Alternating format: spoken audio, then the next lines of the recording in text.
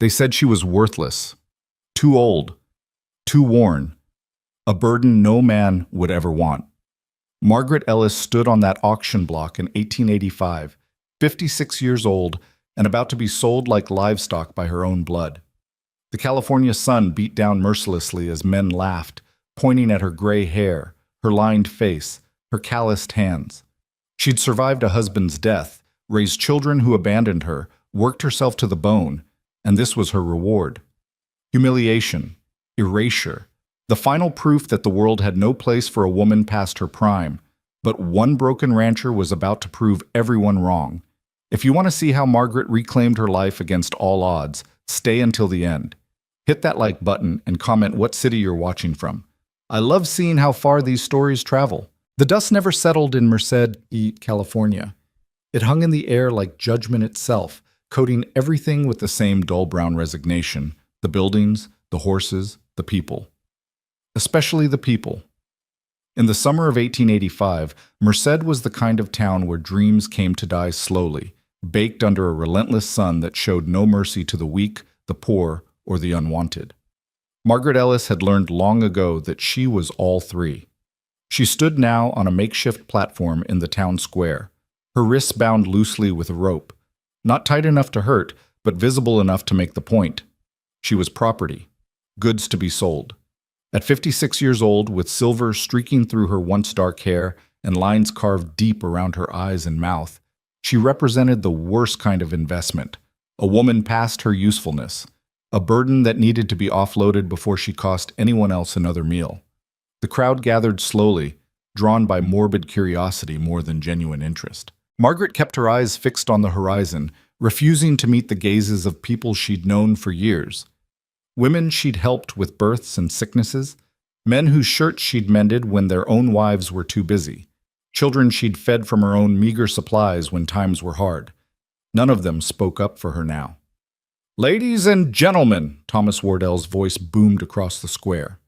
He was Margaret's nephew by marriage, a thick-necked man of 40 with the kind of smile that never reached his eyes. He'd taken control of his late wife's family assets with the enthusiasm of a man who'd been waiting his whole life for exactly this opportunity. "I know this is an unusual offering, but let me assure you, there's value here for the right buyer." Someone in the crowd laughed. The sound cut through Margaret like a blade. "Now, I'll be honest with you folks," Thomas continued, warming to his performance. He walked a slow circle around Margaret as if she were a horse he was trying to sell. "She's not young. She's not pretty. But what she lacks in youth and beauty, she makes up for in sheer stubbornness, I suppose." More laughter. Margaret's jaw tightened, but she didn't flinch. She'd promised herself that much. She wouldn't give them the satisfaction of seeing her break. "My late wife's aunt here," Thomas gestured at Margaret with theatrical generosity, "has been a burden on our household for 3 years now. 3 years of feeding her, clothing her, keeping a roof over her head. And what do we get in return? Complaints. Defiance. An ungrateful tongue that never learned when to stay silent." That was a lie. But Margaret knew better than to say so. She'd worked herself to exhaustion in Thomas's household, doing the work of 2 women while being fed like a child. She'd scrubbed floors until her knees bled, tended the garden, cooked, cleaned, mended, and cared for Thomas's 4 children while his new wife, barely 23 years old, spent her days in town gossiping with friends. The one time Margaret had dared to suggest that young Catherine might help more around the house, Thomas had slapped her hard enough to leave a bruise that lasted 2 weeks. "So here's my proposal," Thomas announced, spreading his arms wide to encompass the crowd. "I'm offering this woman's labor for a period of 3 years. She's strong enough for her age, can cook, clean, sew, garden, tend animals. She knows her place and she'll do as she's told. Starting bid is $20. Silence fell over the square. $20 was what you might pay for a decent milk cow or a month's rent on a small house. For 3 years of a human being's labor, it was an insult, but it was also more than anyone was willing to pay. "Come now," Thomas's voice took on an edge of desperation. "Surely someone needs extra help around their property. Think of it as an investment, 3 years of steady work for a one-time payment." "She looks half dead already," someone called out. "Might not last 3 months, let alone 3 years." I'll vouch for her constitution, Thomas shot back. She's tougher than she looks. Survived her husband, raised 3 children, worked in the fields. And where are those children now? A woman's voice cut through the crowd. Margaret recognized it as belonging to Judith Harper, the banker's wife. Seems to me if her own children won't take her in, there's a reason for it. The words landed like stones. Margaret's children, 2 daughters and a son, had scattered to the winds after their father died. Mary had married a merchant and moved to San Francisco, making it clear there was no room in her new life for an aging mother. Ruth had gone east with a railroad man and hadn't written in 4 years. And James had taken what little money his father left and disappeared into the gold fields, chasing dreams that would never materialize. None of them had come when Thomas sent word that he was selling their mother. Perhaps we should lower the starting bid, suggested Harold Crimmins, the owner of the general store. He was a small man with calculating eyes, always looking for a bargain. Say, $10? $10, Thomas sputtered. That's robbery. This woman has years of work left in her. Then you keep her, Harold replied with a shrug. But don't expect us to pay for what you're clearly trying to get rid of. Margaret felt something cold settle in her stomach. This was worse than she'd imagined. To be sold was humiliating enough, but to be unwanted even at bargain prices? That was a different kind of death, the kind that happened while you were still breathing. $5, someone called out, and that's only because I need help with the harvest. Soon as that's done, she's back to being your problem. Now wait just a minute, Thomas began, but the crowd was already losing interest. People were turning away, heading back to their daily business. The spectacle had been entertaining enough, but nobody wanted to actually spend money on it.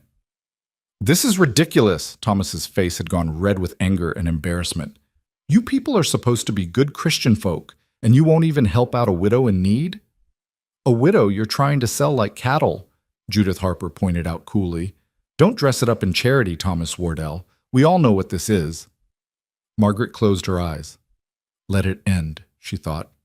Whatever comes next, just let this part be over. I'll make you all a deal, Thomas said, his voice dropping to something more dangerous. Anyone who takes her off my hands can have her for $3. $3, and she's yours for 3 years. That's $1 a year for steady labor. You won't find a better bargain anywhere. $3. The price of 2 bottles of decent whiskey. Less than what you'd pay for a good pair of boots. She'll eat more than that in a month, someone muttered, and the crowd made sounds of agreement.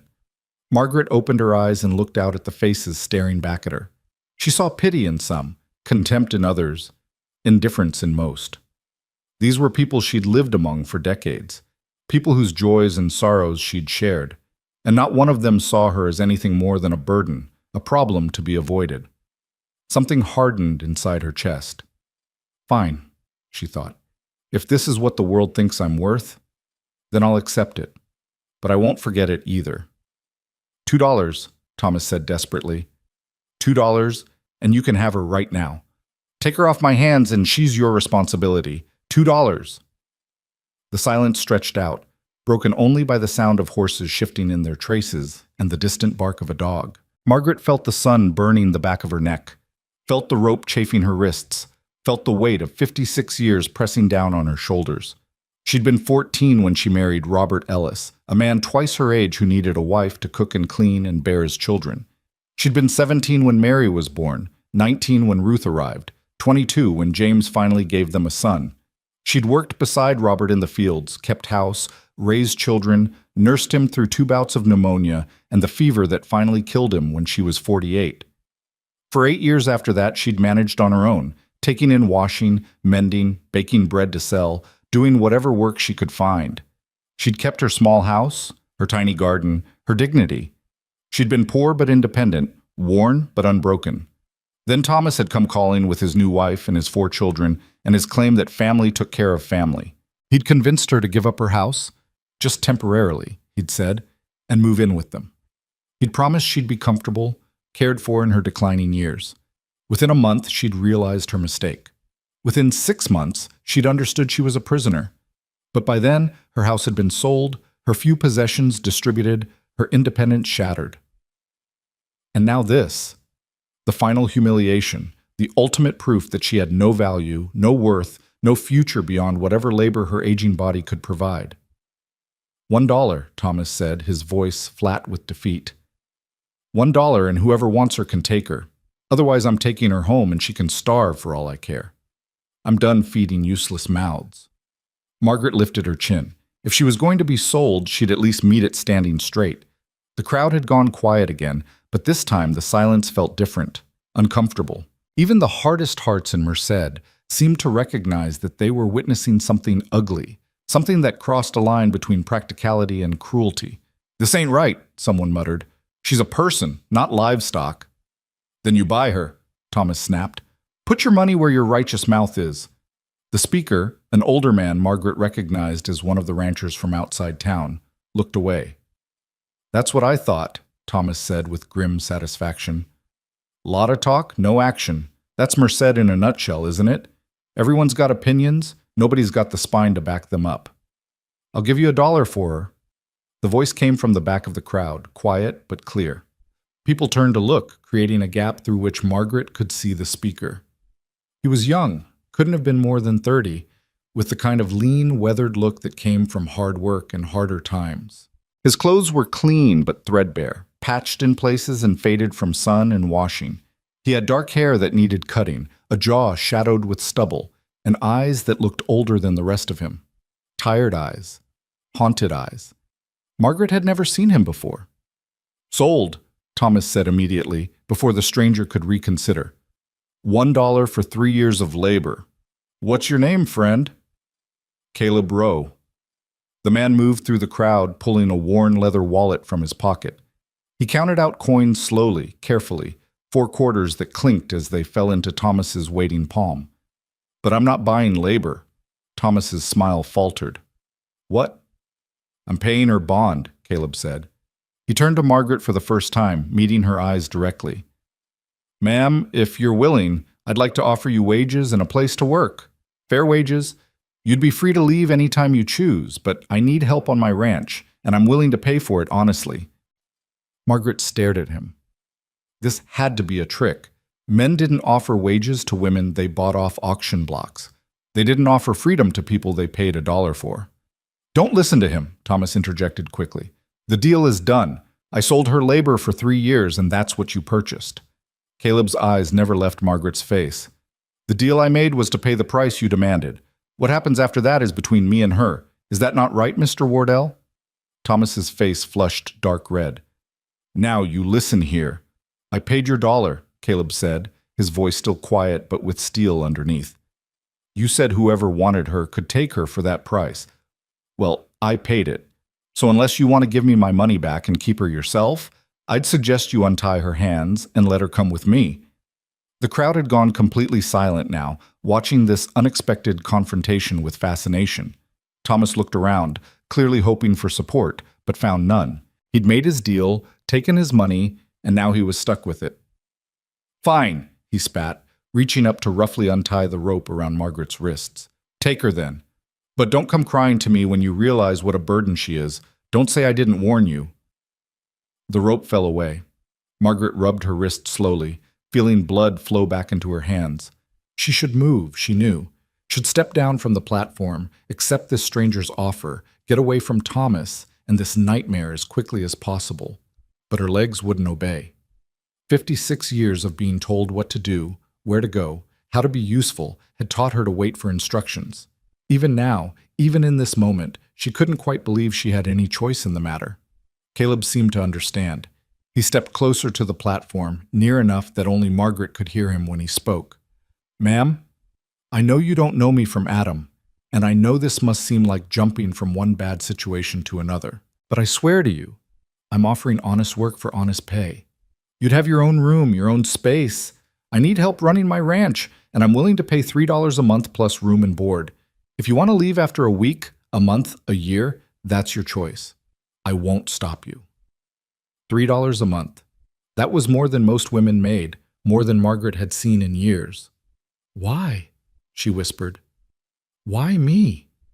Caleb's expression shifted, something painful flickering across his features. "Because everybody deserves a choice, ma'am. And it seemed like yours got taken away." Margaret looked into his eyes and saw something she recognized: loss. This man knew what it meant to have everything stripped away. He understood, in a way these townspeople never could, what it felt like to be at the mercy of others. Maybe that made him dangerous.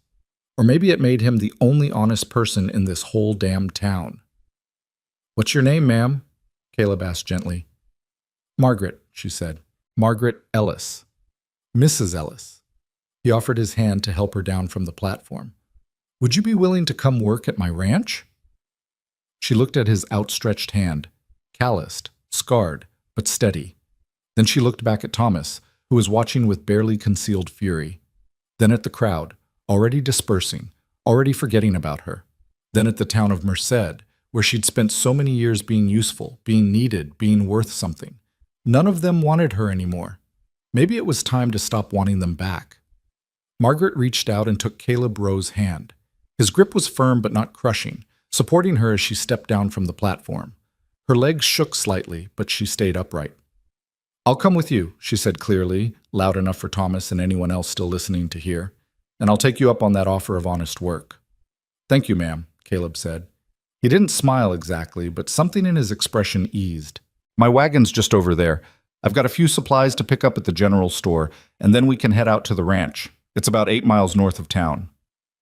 I had some things," Margaret said, then stopped. "No, never mind. There's nothing I need from that house." Thomas made a disgusted sound. "Ungrateful to the last. Don't say I didn't try to help you, Aunt Margaret." Margaret turned to face him fully. For 3 years she'd bitten her tongue, swallowed her pride, accepted his abuse because she'd had nowhere else to go. But that was over now. "You tried to sell me like an animal," she said, her voice steady and cold. "You worked me like a slave and fed me like a stray dog. You took everything I had and then tried to auction off what was left. Don't you dare call that help, Thomas Wardell. Don't you dare pretend you were anything but a coward and a bully." Thomas's face went purple. "You watch your mouth, old woman." "She doesn't have to watch anything anymore," Caleb interrupted. His voice was still quiet, but there was something in it that made Thomas take a step back. "She's not your property. She's not your responsibility. She's not anything to you anymore. And if I see you or anyone from your household anywhere near my ranch, we're going to have a problem. Are we clear?" Thomas sputtered, looking around for support that didn't materialize. Finally, he spat in the dirt at Margaret's feet and stalked off, shoving through the remaining crowd. Margaret watched him go, feeling something loosen in her chest, something that had been wound tight for so long she'd forgotten it was there. "Mrs. Ellis?" Caleb's voice brought her back. "Are you all right?" "Yes," she said, and was surprised to find it was true. "Yes, I think I am." "Good. Let's get those supplies and head home." Home. The word echoed strangely. Margaret hadn't had a home in 3 years. Hadn't had a real home, a place that was truly hers, and even longer than that. She followed Caleb through the dusty street to his wagon, a sturdy but worn vehicle pulled by 2 horses that looked as tired as their owner. While he went into the general store, Margaret stood by the wagon, feeling the eyes of the town on her back. Let them look, she thought. Let them wonder. Let them judge. She was done caring what Merced thought of her. Caleb emerged with a small bag of supplies, flour, salt, a few other basics, and loaded them into the wagon bed. Then he helped Margaret up onto the seat beside him, his hands respectful, never lingering longer than necessary. "It's a bit of a rough ride," he warned as he climbed up beside her. "The road out to my place isn't much more than a trail, but the horses know the way." "I've ridden rough roads before," Margaret said. Caleb nodded and flicked the reins. The horses started forward, and Merced began to fall away behind them. For the first few miles, neither of them spoke. Margaret watched the landscape change from dusty town to scrubland to the beginning of rolling hills. The August heat was fierce, but there was a breeze picking up from the west, carrying with it the scent of dry grass and distant water. "I should tell you," Caleb said finally, breaking the silence, "the ranch isn't much right now. I've been having some difficulties. The house is sound and there's a good well, but the fences need mending and I'm behind on just about everything else. I can't promise it'll be easy work." "I'm not afraid of hard work," Margaret replied. "What I'm afraid of is lies. So if you're going to tell me something, tell me the truth. What are these difficulties you're talking about? Caleb was quiet for a moment, his jaw working as if he was chewing over how much to share. Finally, he spoke. I had a wife, he said. Sarah. We built that ranch together, worked it together. 3 years ago, she got sick. Fever that wouldn't break. By the time I got her to a doctor in Fresno, it was too late. She died 2 days later. I'm sorry, Margaret said softly. After that, I let things slide. Couldn't seem to care about the ranch, about keeping things running. Lost some cattle, lost some land to creditors. I'm still holding on to the main house and about 40 acres, but it's a near thing. I need help getting the place back to what it was, but I can't afford regular hired hands. That's why I was in town today, seeing if there was any day labor available, maybe someone willing to work for reduced wages until I could get back on my feet. And instead you found me, Margaret said. Instead I found you, Caleb agreed, and I figured $3 a month was a fair wage for someone willing to help cook, clean, maybe tend a garden. And the truth is, Mrs. Ellis, I could use the company. It gets lonely out there, talking to horses and cattle all day. Margaret studied his profile as he drove, the strong line of his jaw, the sad set to his eyes, the way his shoulders carried weight that had nothing to do with physical labor. This was a man who'd lost everything that mattered and was trying to claw his way back to something resembling life. She understood that feeling better than he knew.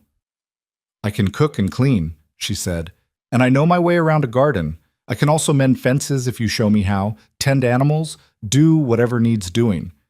I'm stronger than I look. I don't doubt that, ma'am. And Mr. Rowe? You can call me Margaret.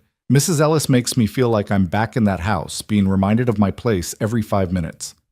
Caleb glanced at her, and for the first time, something almost like a smile touched his lips. All right, Margaret, and you can call me Caleb. They rode on as the sun climbed higher, the heat pressing down like a physical weight. Margaret felt sweat trickle down her back, felt her throat go dry, but she didn't complain. She'd endured worse than heat. Can I ask you something? Caleb said after another long stretch of silence. You can ask. Whether I answer is another matter. Fair enough. He paused. Your nephew said you had children. 3 of them. Are they alive? As far as I know. Do they care? Apparently not. Margaret kept her voice flat, emotionless. She'd cried all the tears she had over her children's abandonment. There were none left. They have their own lives now. I'm not part of them. I'm sorry, Caleb said quietly. That must hurt. It did. Now it's just fact. Like saying the sky is blue or water is wet. My children don't want me. That's just how things are. Well, Caleb said slowly, for what it's worth, I think they're fools. Anyone can see you're worth more than what that town gave you credit for. Margaret turned to look at him fully. You don't know me, Caleb. You saw me on an auction block for 10 minutes and paid $1 to get me off it. That's kindness, maybe even pity, but it's not knowledge. For all you know, I could be everything Thomas said I was. Ungrateful, difficult, more trouble than I'm worth. Are you? I don't know anymore, Margaret admitted. I used to think I knew who I was. A good wife, a good mother, a hard worker. But life has a way of grinding those certainties down to dust. Maybe I am difficult. Maybe I am ungrateful. All I know for sure is that I'm tired and I'm angry, and I'm so goddamn sick of being treated like I'm invisible. The curse slipped out before she could stop it. Margaret immediately tensed, waiting for a reprimand. Thomas had slapped her once for using unladylike language. But Caleb just nodded. I can understand that. And for what it's worth, I can promise you this much. You won't be invisible on my ranch. There's too much work that needs doing for me to overlook anyone willing to do it. They crested a hill, and the landscape opened up before them. Margaret could see a small house in the distance, weathered but sturdy, with a barn beside it and fencing that had definitely seen better days. Scrubland stretched out in all directions, dotted with a few cattle grazing lazily in whatever shade they could find. That's it, Caleb said. The Rowe Ranch. What's left of it, anyway? As they drew closer, Margaret could see more details. The house needed paint, and one of the shutters hung crooked. The barn door was slightly off its hinges. The garden plot beside the house was mostly weeds, but the bones of the place were good. She could see that. With work, with care, it could be something again. "It's honest," she said finally. "That's more than I can say for a lot of places." Caleb pulled the wagon up beside the house and set the brake. He climbed down, then came around to help Margaret down. Her legs protested as her feet hit the ground. The ride had been longer and rougher than she'd admitted to herself, but she stayed upright through sheer stubbornness. "Come on inside," Caleb said. "I'll show you around, such as it is." The house was small, a main room that served as kitchen and living space, 2 bedrooms, and not much else. But it was clean, if sparse, and the roof looked sound. Caleb led her to one of the bedrooms, which held a simple bed frame with a thin mattress, a small dresser, and a window that looked out over the scrubland. "This would be yours," he said. "I know it's not much." "It's private," Margaret interrupted. "That makes it a palace compared to where I've been sleeping." For the past 3 years, she'd slept in a corner of Thomas's kitchen on a pallet that she had to roll up every morning. No door, no privacy, no space that was truly hers. This room, small and plain as it was, felt like luxury. "There's a trunk in the barn with some of Sarah's old clothes," Caleb said, his voice careful. "I know it might seem strange, but you're about her size and they're just sitting there unused. You're welcome to them if you want." Margaret understood what this cost him, offering his dead wife's belongings to a stranger. "Thank you," she said quietly. "I'll take good care of them." Caleb nodded, looking relieved to have that settled. "Kitchen's got basic supplies. Well is out back. Water's good and cold. Outhouse is beside the barn. I've got 6 head of cattle, 2 milk cows, those 2 horses, and a handful of chickens that mostly fend for themselves. We can work out a routine for chores, but I'm not expecting you to do everything. I hired you to help, not to be a slave." "What time do you want breakfast?" Margaret asked. "Whenever you get around to it. I've been making do with coffee and whatever's easy. Actual meals haven't been much of a priority." Margaret looked around the sparse kitchen, taking inventory. Flour, salt, a few tins of beans, some dried meat. It wasn't much, but she'd worked with less. "I'll make dinner tonight," she said, "and we'll see about getting that garden back in shape tomorrow. Even this late in the season, we can probably get some greens going." "You don't have to start right away," Caleb protested. "You've had a hard day. You should rest." "Mr. Rowe." "Caleb," Margaret corrected herself. "I've been resting for 3 years, and it nearly killed me. What I need now is to be useful, to prove to myself that I still can be. So if it's all the same to you, I'd like to start earning my keep." Caleb studied her for a long moment, then nodded. "All right. But if you need anything, if you want to rest, if this gets to be too much, you tell me. Deal?" "Deal," Margaret agreed. As Caleb headed back outside to tend the horses, Margaret stood alone in the kitchen of this stranger's house, in the middle of nowhere, with nothing to her name but the clothes on her back and the promise of $3 a month. She should have been terrified. She should have been mourning everything she'd lost, her youth, her children, her dignity. Instead, for the first time in years, Margaret Ellis felt something that might have been hope. It was fragile, uncertain, as likely to shatter as to hold. But it was there, flickering in her chest like a candle in the dark. She'd been sold for $1. She'd been told she was worthless, used up, too old to matter. Maybe it was time to prove them all wrong. Margaret rolled up her sleeves, found an apron hanging on a hook, and got to work. The first week passed in a blur of work that left Margaret's body aching and her mind mercifully quiet. She woke before dawn each morning, lit the stove, and had coffee brewing by the time Caleb emerged from his room. They'd fallen into an unspoken routine. He'd drink his coffee standing at the window, watching the sun rise over the scrubland, while she prepared a simple breakfast of eggs from the handful of chickens and whatever bread she'd managed to bake the day before.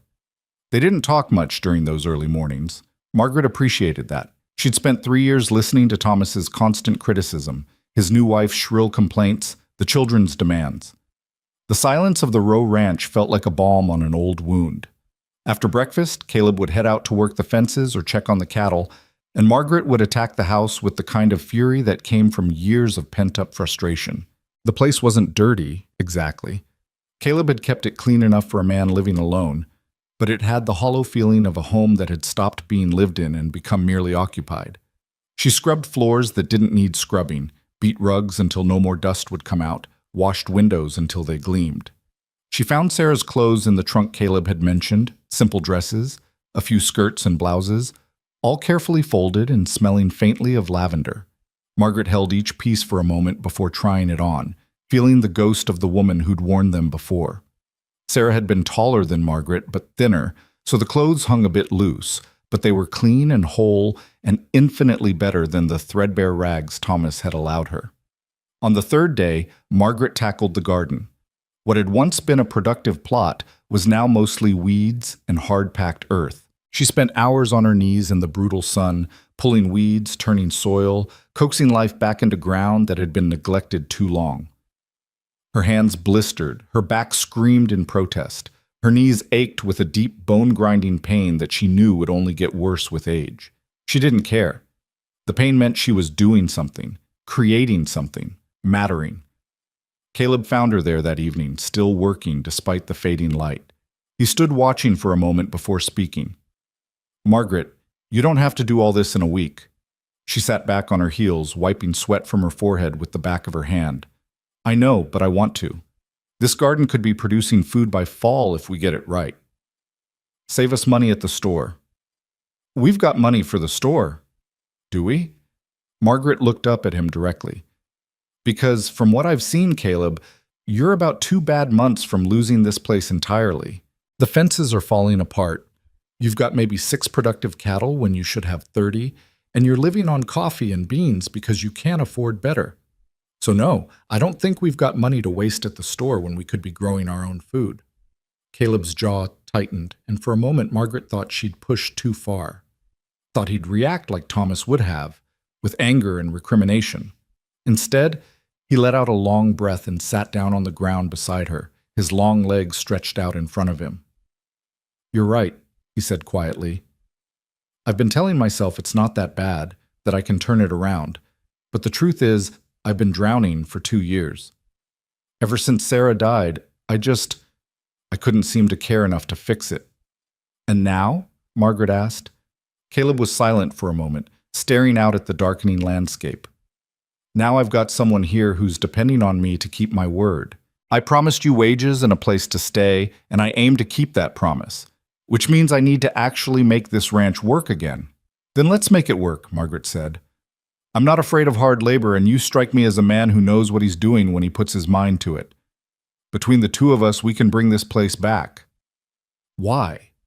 The question came out raw. "Why do you care? You could leave any time.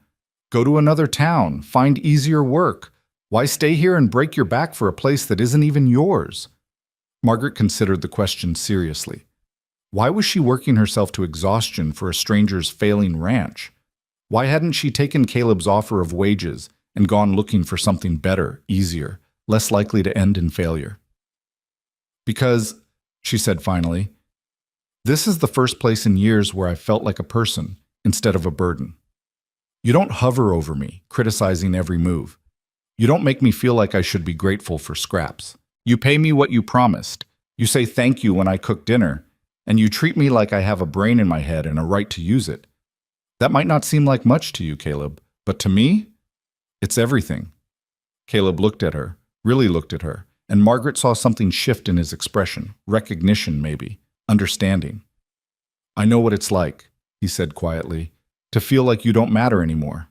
After Sarah died, people in town stopped seeing me as Caleb Rowe, rancher.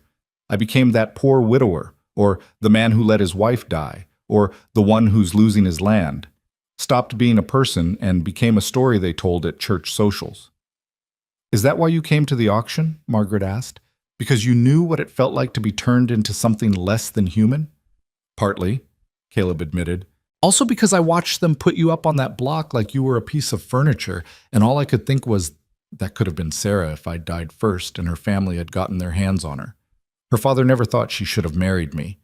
Would have loved an excuse to sell her off to someone who could make better use of her." Margaret felt something crack in her chest. "You bought me because of her, because of what might have happened to your wife."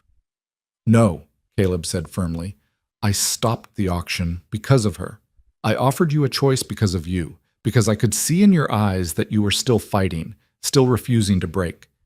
And I thought, here's someone who deserves better than what she's getting. Someone worth taking a chance on. They sat in silence as the last light faded from the sky. Two broken people in the middle of nowhere, pretending they could fix what couldn't be fixed. But maybe, Margaret thought, that was enough. Maybe pretending was how you started. Maybe believing came later. Come on, Caleb said finally, getting to his feet and offering her a hand up. It's too dark to work anymore, and you must be starving. I'll help you make dinner. You don't have to.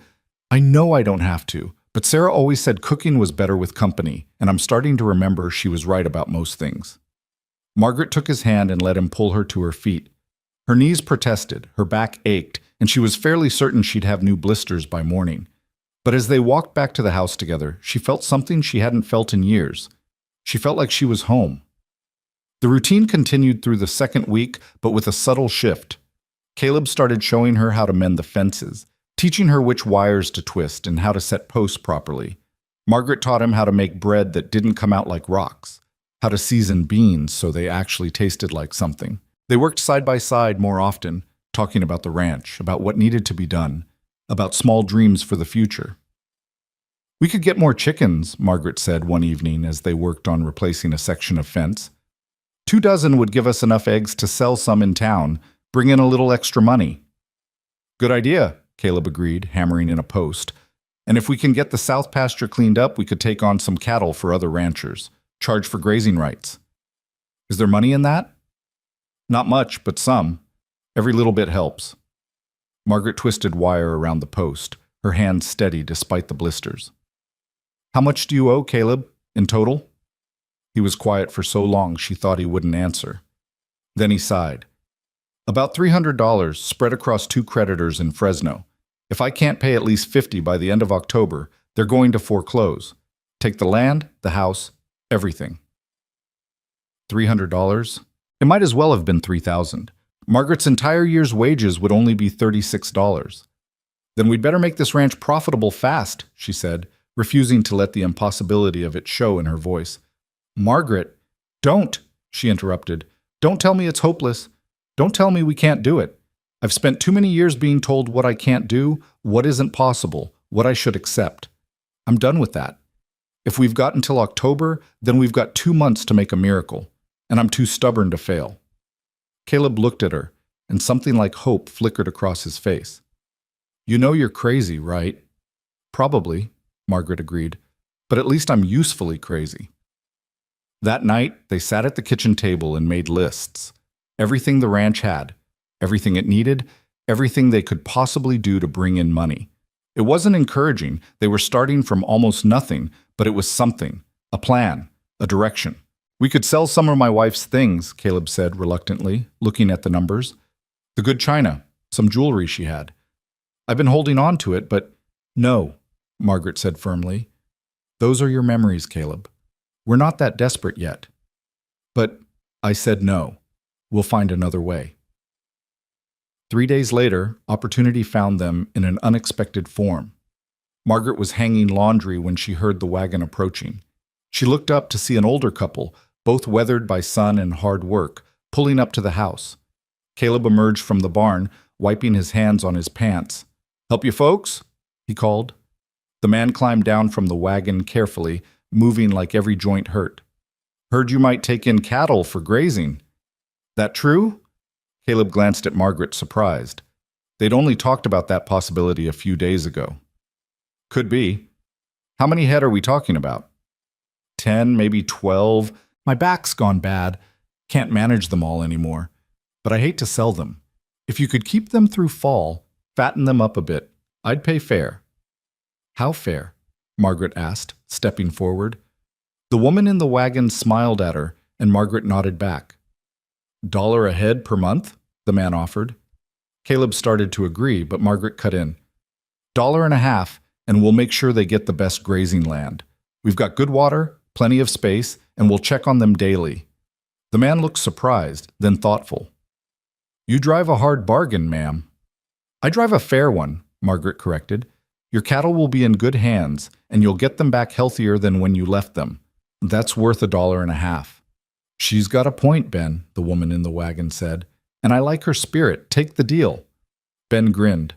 All right then, $1.50 it is. I'll bring them by tomorrow. After they left, Caleb turned to Margaret with something between awe and amusement. You just negotiated us an extra $6 a month.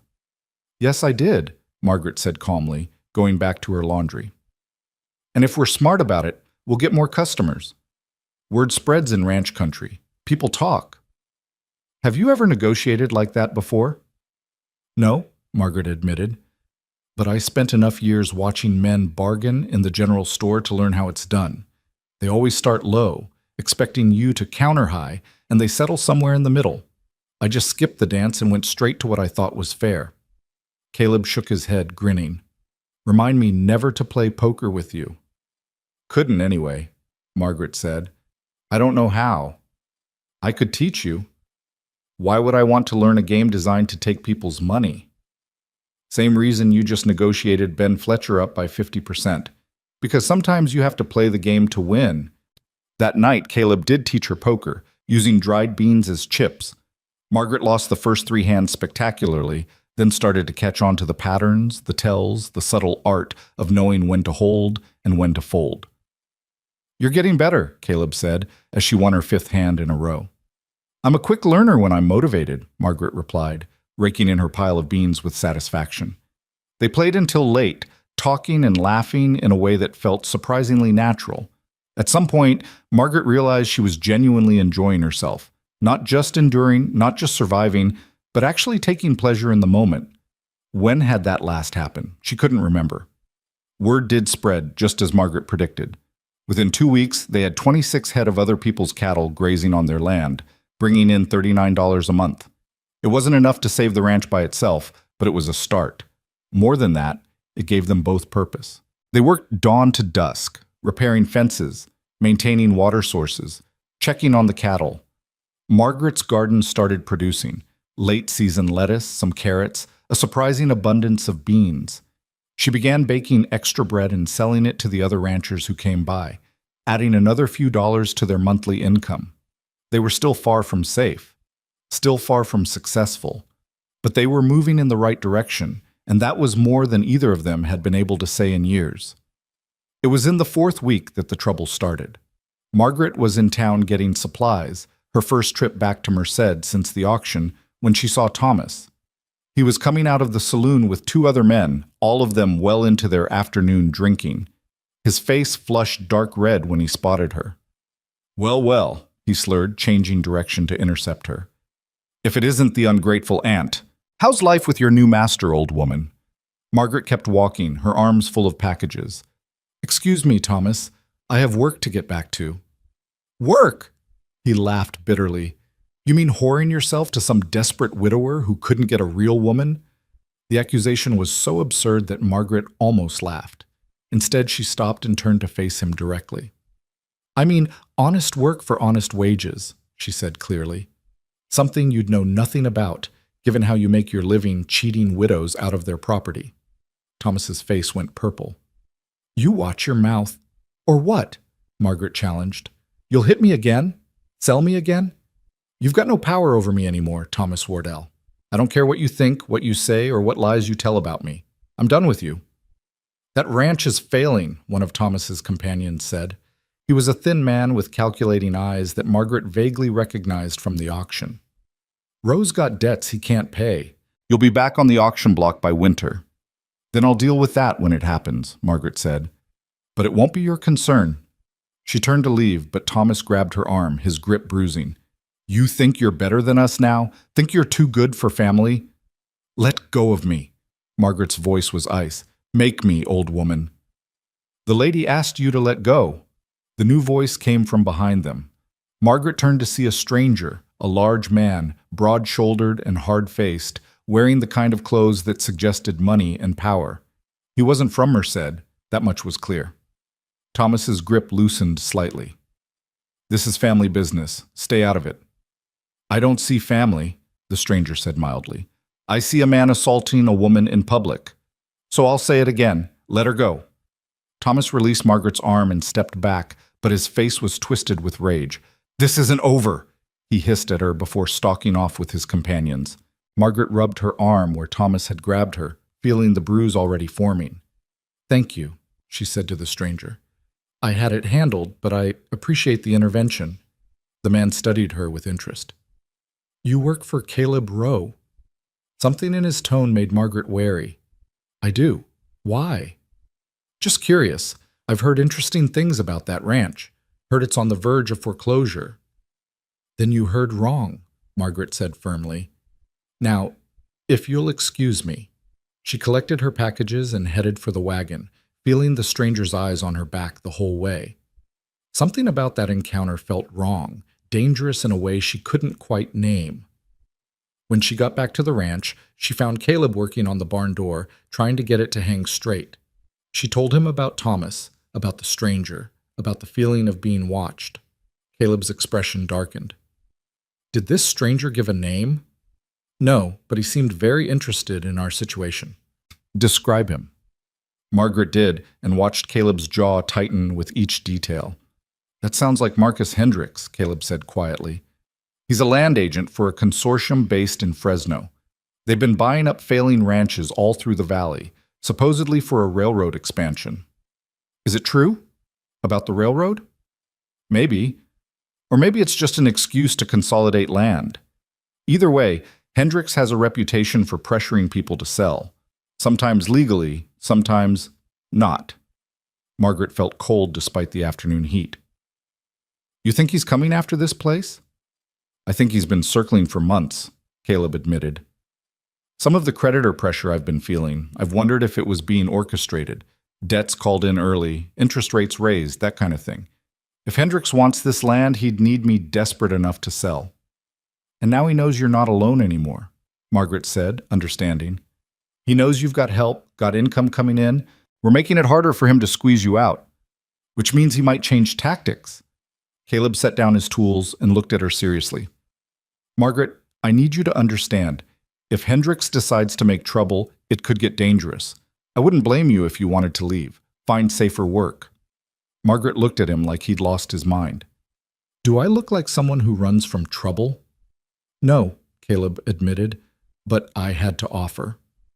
Offer noted and refused. "We've got cattle to tend and a ranch to save. I'm not letting some land agent with a fancy suit scare me off."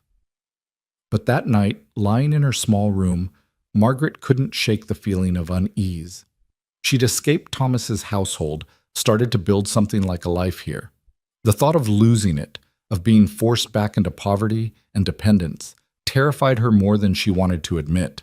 She must have eventually fallen asleep, because she woke to the sound of shouting and the smell of smoke. Margaret bolted out of bed and ran to the window. The barn was on fire, flames already climbing the walls, illuminating the night with hellish orange light. She could hear the horses screaming inside. She didn't think, just ran. Out of her room, out of the house, straight for the barn. She could see Caleb ahead of her, already fighting with the barn door, trying to get it open against the heat and flames. "The horses!" he shouted when he saw her. "Help me get them out!" Together they wrenched the door open. Smoke poured out, thick and choking. Margaret grabbed her skirt, pressed it against her face, and plunged into the inferno. The horses were wild with panic, rearing and kicking. Margaret grabbed the nearest one's halter, using her weight to pull its head down, forcing it to follow her toward the door. The heat was incredible, searing her skin, stealing her breath. She could barely see through the smoke, could barely hear over the roar of flames. But she got the horse out, and then went back for the second one. Caleb was fighting with it, trying to get a rope on it, but the animal was too panicked. Margaret didn't hesitate.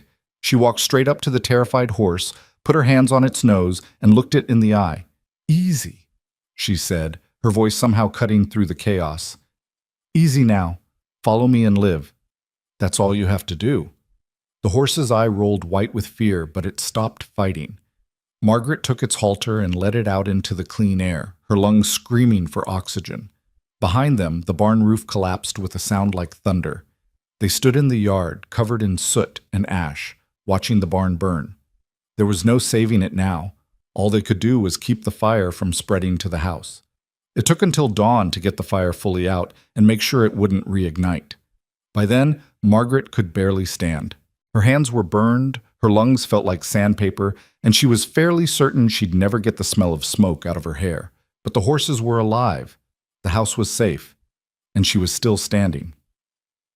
"This wasn't an accident," Caleb said, his voice rough with smoke and rage.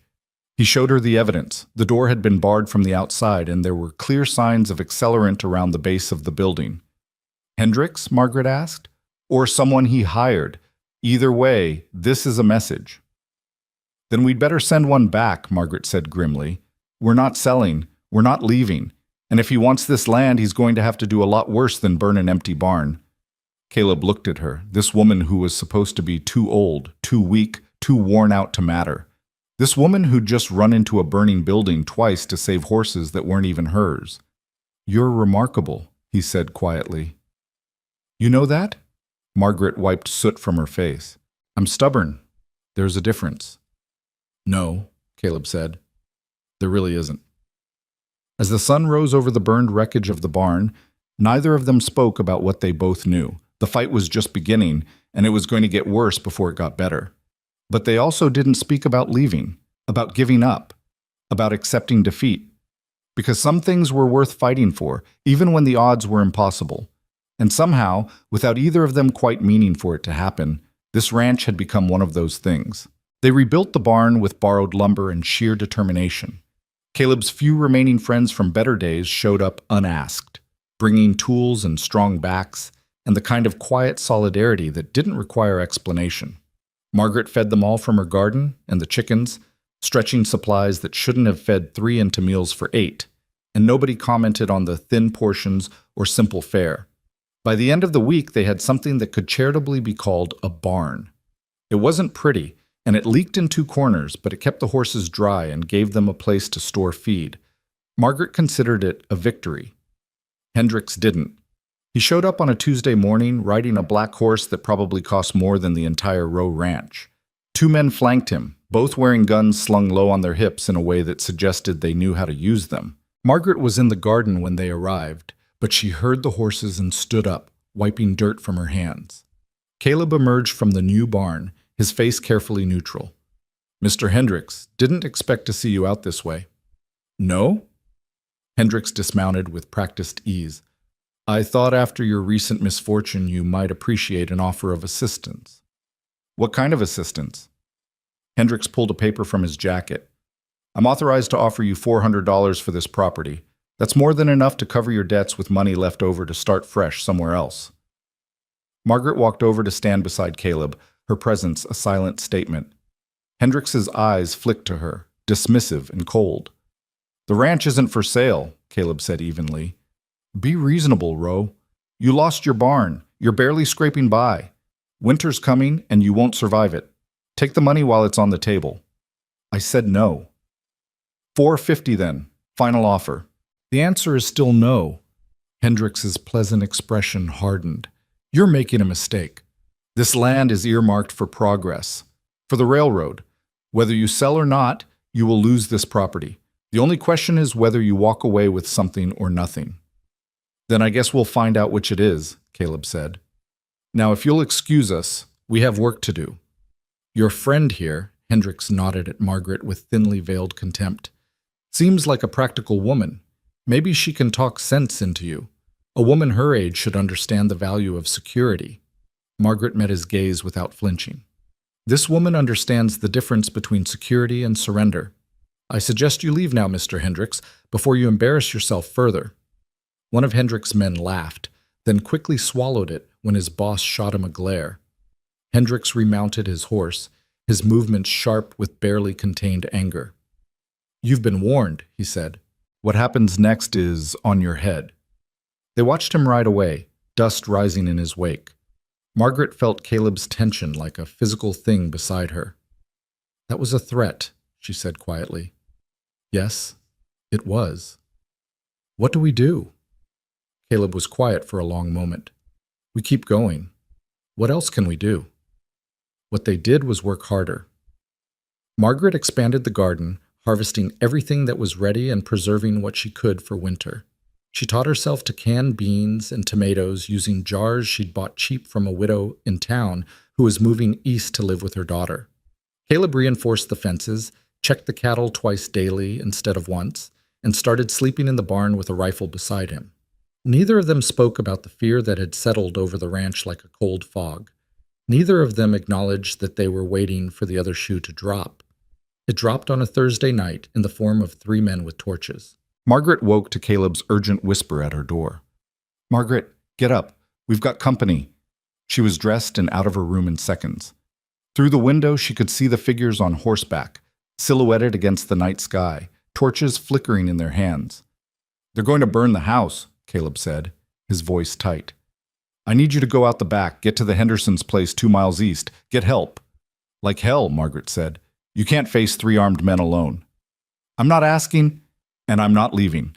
She grabbed the spare rifle Caleb kept loaded by the door. "So either we face them together, or you waste time arguing with me while they burn us out.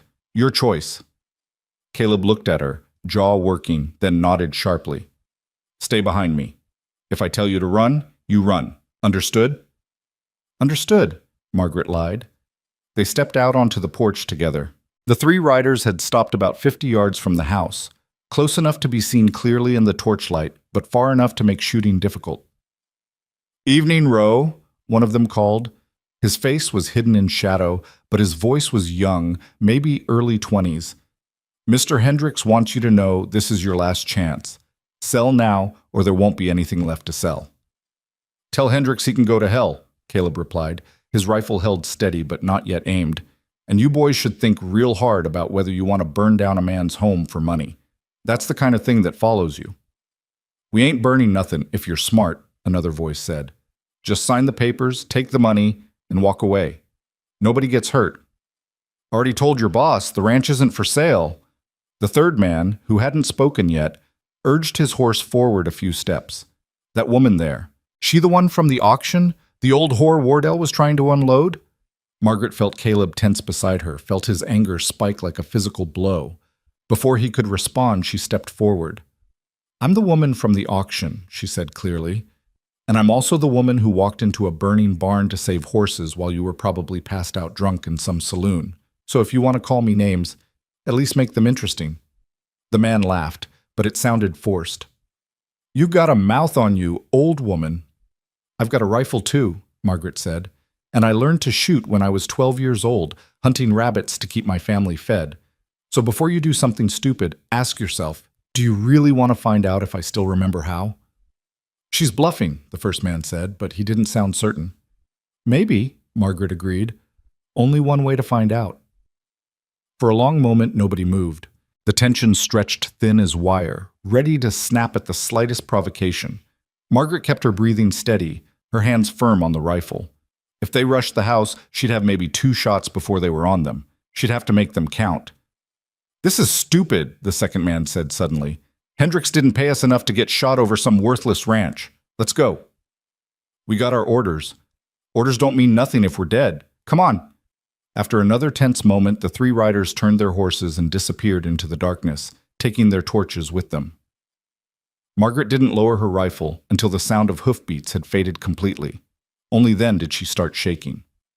Caleb gently took the rifle from her hands and guided her back into the house.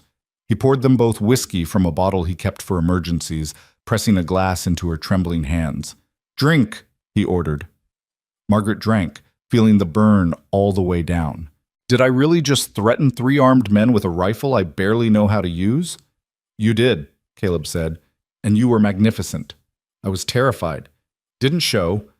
He knocked back his own whiskey in one swallow. "Margaret, I meant what I said before. This is getting too dangerous. You should leave while you still can." "And go where?" Margaret set down her glass, her hands finally steady. "Back to Merced? Back to Thomas? Back to being sold like livestock? No, Caleb. I'd rather die defending this place than live on my knees somewhere else." "You might get that chance," Caleb said grimly. "Hendricks isn't going to stop. Tonight was a warning. Next time, they won't just threaten." "Then we'd better be ready." Margaret stood up, suddenly restless. "We need allies. People who'll stand with us if this turns into a real fight." "I don't have many friends left, Margaret. Most folks around here can't afford to make enemies of men like Hendricks." "What about the ranchers whose cattle we're keeping? They've got a stake in us staying operational." Caleb considered this. Some of them might help, but I won't ask them to risk their own properties for mine. You won't have to ask, Margaret said. I will. Over the next week, Margaret visited every rancher who'd placed cattle with them. She didn't ask for help directly. She was too smart for that. Instead, she talked about the ranch, about their plans, about how they were turning things around. She mentioned casually that there were powerful interests trying to force them out, but they were determined to hold on. And then she waited. Human nature, Margaret had learned over 56 years, was a predictable thing. People didn't like bullies. They didn't like seeing the little guy get crushed. And most importantly, they didn't like threats to their own interests. If Hendricks could force Caleb out, he could force any of them out. One by one, the ranchers started showing up. Not with promises of armed support, that would be too much, but with offers of help. A few extra hands to patrol the property at night, eyes and ears in town to watch for trouble. Information about who Hendricks was paying, who he was threatening, what his next move might be. It wasn't an army, but it was something, a network. A community deciding that enough was enough. You did this, Caleb said one evening as they watched yet another rancher ride away after dropping off information about Hendricks's movements. You built this. We built it, Margaret corrected, by being stubborn enough to survive. September bled into October, and with it came the deadline for Caleb's debts. They'd saved money, scraping together every penny from the cattle boarding, Margaret's bread sales, and a dozen other small ventures. But they were still short, $30 short, to be exact. $30 that might as well have been $300. We could sell the milk cows, Caleb suggested without conviction. They both knew the cows were worth more to them producing milk than they'd get from a sale. Or, Margaret said slowly, we could talk to your creditors, explain the situation, offer to pay the interest now and the principal over time. They won't agree. Hendricks probably has them in his pocket. Maybe. Or maybe they're just businessmen who want their money back. We won't know unless we try. So they went to Fresno together, Margaret in her best dress, Sarah's Sunday dress, actually, which fit better now that she'd put on some weight from regular meals, and Caleb in clothes that had been patched so many times they were more patch than original fabric. The first creditor, a banker named Morrison, heard them out with a face like carved stone. When they finished their proposal, he sat back in his chair and steepled his fingers. Let me understand this correctly, he said. You want me to extend your loan, accept reduced payments, and trust that you'll eventually pay the full amount. All based on the word of a man who's already failed to meet his obligations and a woman who was quite literally sold at auction 2 months ago. That's about the sum of it, Margaret said evenly.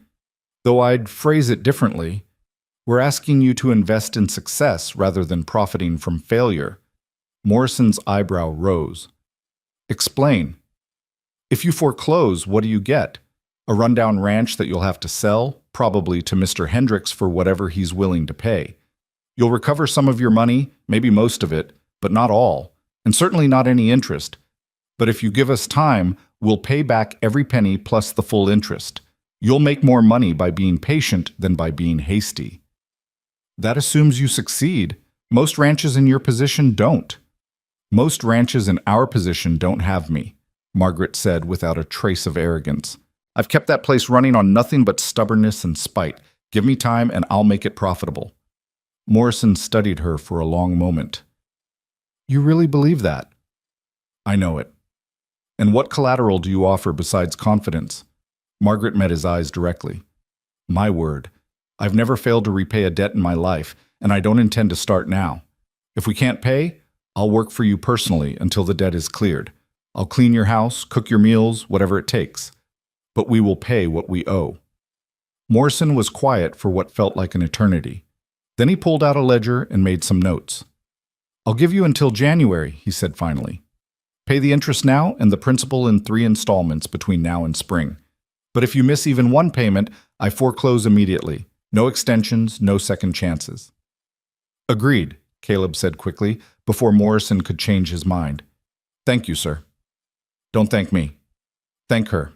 Morrison nodded at Margaret. She's either the bravest woman I've ever met or the craziest. I haven't decided which.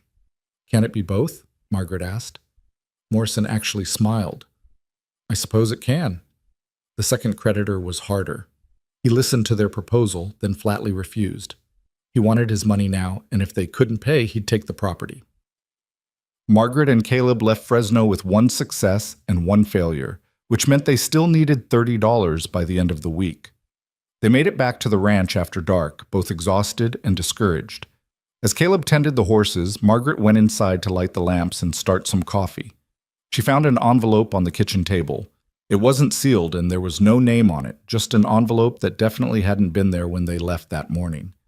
Margaret opened it with trembling hands. Inside was $30 in bills and a note in unfamiliar handwriting. For the people who stand up to bullies. Don't ask who, just win. Margaret stood staring at the money, her throat tight with emotion.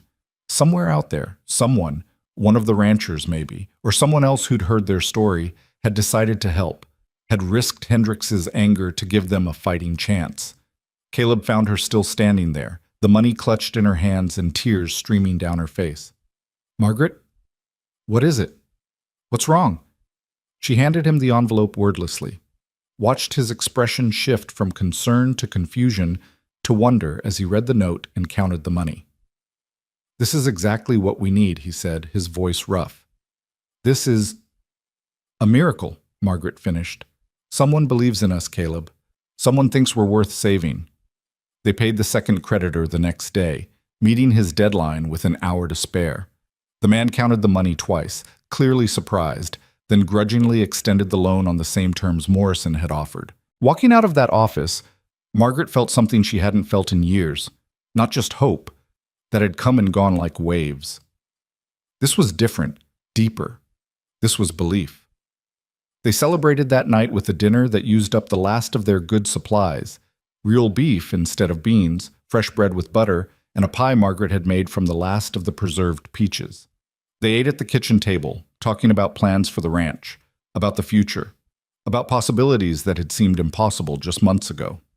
We should expand the cattle boarding, Caleb said. We've got room for at least 30 more head, and the income would put us solidly in the black. And I could increase the garden, Margaret added. Maybe even start selling vegetables in town, not just bread. You know what we need? Caleb leaned back in his chair, more relaxed than Margaret had ever seen him. Pigs. A couple of good breeding sows would give us meat and income both. Chickens, too. Another 24 would double our egg production. They talked until late, building castles in the air, planning a future that felt almost possible. At some point, Margaret realized Caleb was looking at her with an expression she couldn't quite read. What? She asked. I was just thinking, he said slowly, about the day I pulled you off that auction block. I thought I was saving you, but the truth is, Margaret, you saved me. This ranch, this life, none of it would exist without you. Margaret felt her cheeks warm. Don't be ridiculous. You're the one who knew what to do, who had the skills. I had given up, Caleb interrupted. After Sarah died, I gave up on everything. I was just going through the motions, waiting for the inevitable. You're the one who made me start fighting again, who showed me it was worth fighting for. Caleb, I need to say this. He reached across the table, taking her hand in his. When I look at you, I don't see an old woman past her prime. I see someone brave and strong and worth 10 of anyone else I know. I see someone I admire, someone I care about, more than I probably should. Margaret's heart was pounding so hard she could hear it. You don't mean that. You're just grateful. I'm a lot of things, Caleb said. But grateful doesn't begin to cover it. Margaret, I'm falling in love with you. The words hung in the air between them, impossible and terrifying and wonderful all at once. Margaret wanted to laugh, wanted to cry, wanted to tell him he was crazy because men didn't fall in love with 56-year-old women who'd been sold at auction. But the look in his eyes stopped her. He meant it, every word. I'm too old for you, she whispered. I'm 25 years older. I don't care. People will talk. They'll say terrible things. Let them. Caleb, you could have anyone. A young woman who could give you children, who could... I don't want anyone else. His grip on her hand tightened. I want you. The woman who ran into a burning barn. The woman who stood down armed men with nothing but nerve. The woman who saved my ranch and my life and my soul. That's who I want, Margaret, if you'll have me. Margaret looked into his eyes and saw her future reflected there. Not the future she'd expected, not the future society said she deserved, but a future worth having, worth fighting for. I'm scared, she admitted. I'm scared this isn't real, that I'll wake up back in Thomas's house and find out this was all a dream. Then let's make it real, Caleb said. Marry me, Margaret. Not because you owe me anything, not out of gratitude or obligation. Marry me because we're better together than apart. Because we've built something worth keeping. Because I love you, and I hope, you might love me too. Margaret thought about saying no. Thought about all the sensible reasons this was a terrible idea. She was too old. It was too fast. People would never accept it. Then she thought about the alternative. Walking away from this. From him. From the life they'd built together. Going back to being invisible, unwanted, a burden on someone else's charity. She'd spent 56 years being practical, being sensible, doing what was expected. Maybe it was time to do what she wanted instead. Yes, she said, her voice steady despite the tears streaming down her face. Yes, I'll marry you, because you're right, we are better together. And because I do love you, Caleb Rowe, even though I know I shouldn't, even though it's crazy and impossible and probably doomed. I love you anyway. Caleb stood up and pulled her into his arms, and Margaret let herself be held, let herself feel safe and wanted and loved for the first time in longer than she could remember. They stood like that for a long time, holding each other in the lamplight, two broken people who'd somehow managed to put each other back together. Outside, the wind picked up, carrying with it the smell of approaching rain. The ranch needed rain. The whole valley needed it. But Margaret barely noticed. She was too busy being happy. The happiness lasted exactly 3 days. On the third day, a young woman appeared at their door, bruised and bleeding and running for her life. Margaret was kneading bread dough when she heard the horse. The rhythm was wrong, frantic hoofbeats instead of the steady clip-clop of a rider who knew where they were going. She wiped flour from her hands and went to the window just as a figure tumbled from the saddle and collapsed in the dirt of their yard. "Caleb!" Margaret shouted, already running for the door. The girl, she couldn't have been more than 20, was trying to crawl toward the house, leaving a trail of blood behind her. Her dress was torn, her face a mass of bruises, and one eye was swollen completely shut. Margaret reached her first, dropping to her knees beside her. "Easy now," Margaret said, her voice calm despite the rage building in her chest. "You're safe. We've got you." Caleb appeared beside them, his face going hard when he saw the girl's injuries. "I'll get her inside. Margaret, get water and bandages." They got her into Margaret's room, the only bedroom on the ground floor, and onto the bed. The girl was conscious, but barely, mumbling words that didn't quite connect. Margaret brought water and clean cloth, her hands steady, from years of tending injuries, though her heart was racing. "What's your name, honey?" Margaret asked gently as she began cleaning the blood from the girl's face. "Emma," the girl whispered. "Emma Cartwright." "All right, Emma, can you tell me who did this to you?" Emma's good eye focused on Margaret with sudden intensity. "Hendricks, Marcus Hendricks. He said I belonged to him, said I'd agreed to marry him, but I never said yes. I told him no, and he—" She broke down sobbing, her whole body shaking. Margaret put her arms around the girl, holding her while she cried, while Caleb stood in the doorway with murder in his eyes. "How did you get away?" Caleb asked when Emma's sobs had quieted to hiccups. "His men were drinking, celebrating," they said. "I waited until they were drunk and took one of the horses, rode as hard as I could. I didn't know where else to go. My father works for Hendricks. He won't help me, won't go against his boss." "You did right coming here," Margaret said firmly.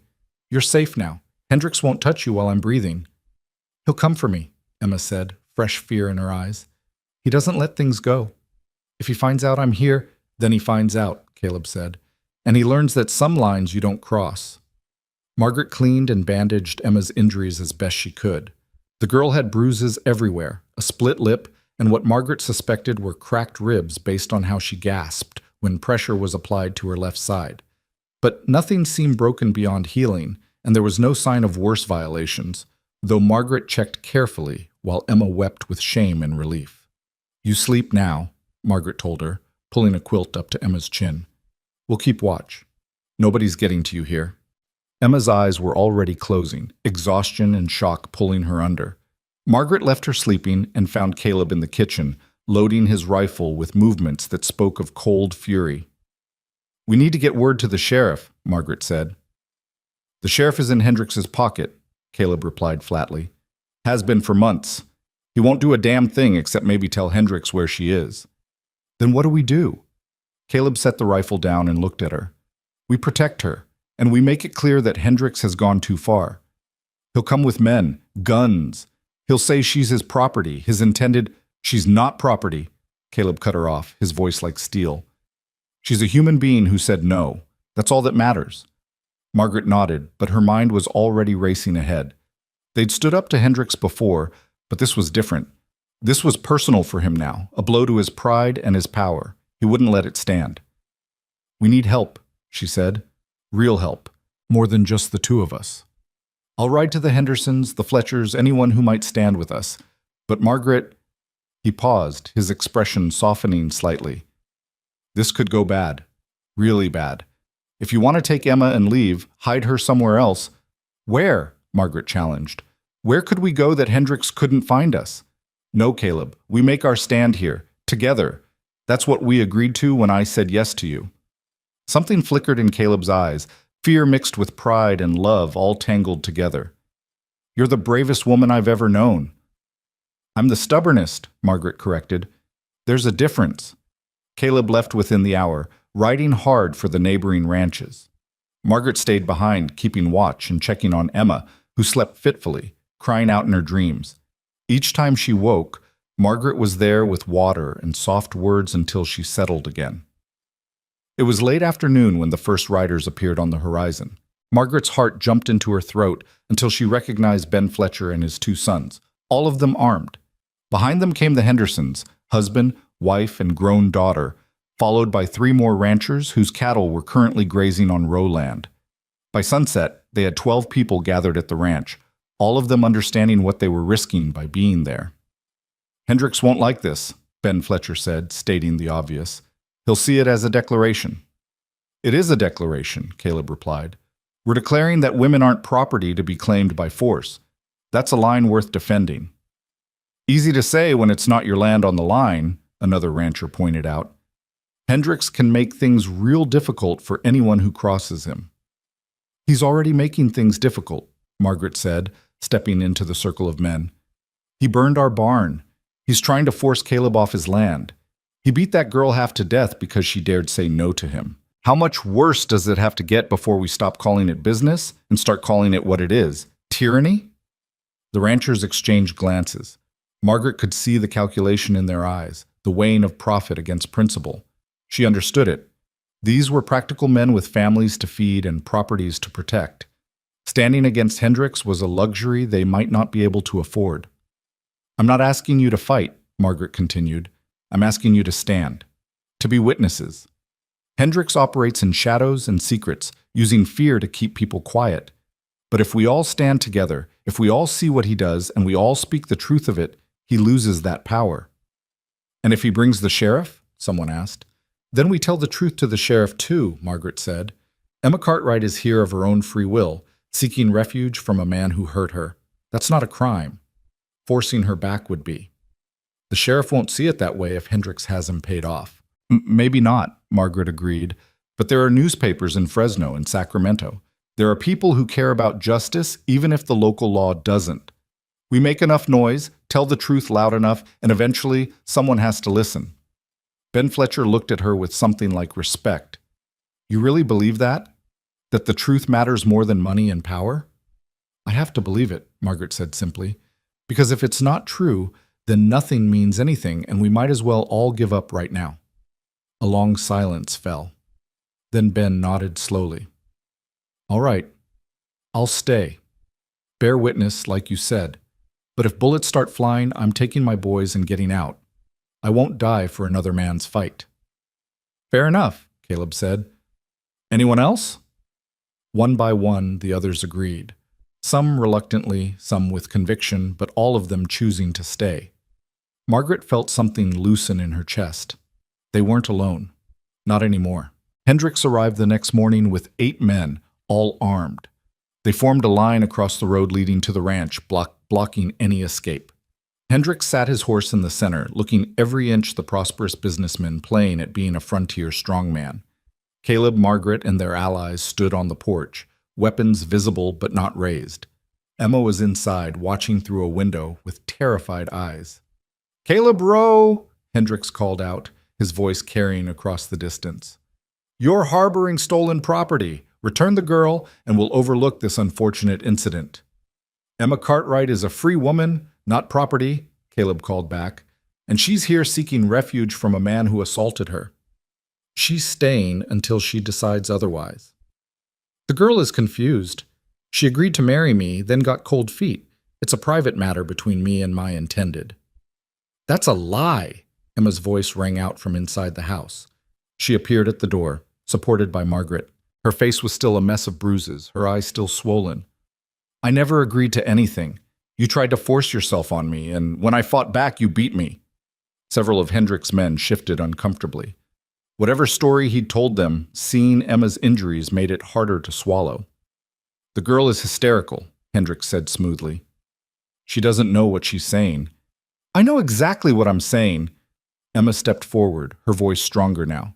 "You held me prisoner for 3 days. You told me I had no choice, that my father had already agreed to the marriage.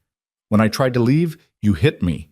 You said I belonged to you, that you'd teach me to be obedient. Those were your words, Mr. Hendricks, your exact words." "Lies told by a foolish girl trying to cover her own poor decisions," Hendricks said, but his voice had lost some of its confidence. Too many witnesses were hearing this, seeing Emma's injuries. "Then let's take it to the law," Margaret suggested loudly. "Let's bring the sheriff out here. Let Emma tell her story officially. If she's lying, surely the truth will come out." Hendricks's expression hardened. "I don't need the sheriff to reclaim what's mine." "She's not yours," Caleb said flatly, "and you're not taking her." "I have 8 men, Roe. How many do you have?" "A dozen at most, half of them old ranchers who've never shot at anything but rabbits. You really want to die for a girl you barely know?" "I'll die defending what's right," Caleb said. "Will your men die defending your pride?" Murmuring broke out among Hendricks's hired guns. They were being paid to intimidate, maybe to burn a few buildings, but shooting it out with a dozen armed people over a girl their boss claimed as property. That was a different calculation. "Double wages to every man who stays," Hendricks snapped, sensing the hesitation. "Triple wages won't matter if you're dead," one of the guns said, and turned his horse around. 2 others followed immediately. The remaining 5 looked uncertain. Hendricks's face went purple with rage. "You're all fired, every one of you!" "Can't fire a man who quits," the first one called back, and they rode off. Left with only 5 men, Hendricks's advantage had evaporated. He sat his horse, breathing hard, clearly trying to decide if pride was worth the risk. "This isn't over," he finally said. "That girl is mine by right, and I'll have her back. You're all witnesses to theft and conspiracy. The law will hear about this." "Good," Margaret said. "Let's get the law involved. Let's get everyone involved. Let's tell the whole valley what kind of man you are, Mr. Hendricks. What you do to women who dare refuse you." Hendricks' eyes locked on hers, and Margaret saw murder there, pure, undisguised hatred. She'd made an enemy for life, but she didn't care. Some things were worth making enemies over. "You'll regret this, old woman," Hendricks said softly. "I'll make sure of it." "Regret standing up to a bully?" Margaret smiled coldly. "I don't think so. I've spent too many years regretting staying silent. I'm done with that." Hendricks wheeled his horse and rode off, his remaining men following. The assembled ranchers stayed alert until the riders disappeared over the horizon, then slowly began to relax. "That went better than I expected," Ben Fletcher said. "Though he's right about one thing, this isn't over." "I know," Caleb agreed, "but we bought time. Time to figure out our next move." Emma collapsed against Margaret, sobbing with relief. Thank you. I was so scared he'd—" "Shh," Margaret soothed her. "He's gone. You're safe." But even as she said it, Margaret knew it wasn't entirely true. Hendricks wouldn't let this go. His pride wouldn't allow it. He'd come back, and next time he'd be smarter about it. They needed a permanent solution, not just a temporary standoff. That night, after Emma had been settled with some food and laudanum for the pain, Margaret sat at the kitchen table trying to think. Caleb joined her, both of them too wired to sleep. "We can't keep her here forever," Caleb said. "Eventually Hendricks will find a way to get to her, or he'll make it too dangerous for her to stay. So we need to make sure she has somewhere else to go," Margaret said. "Somewhere safe.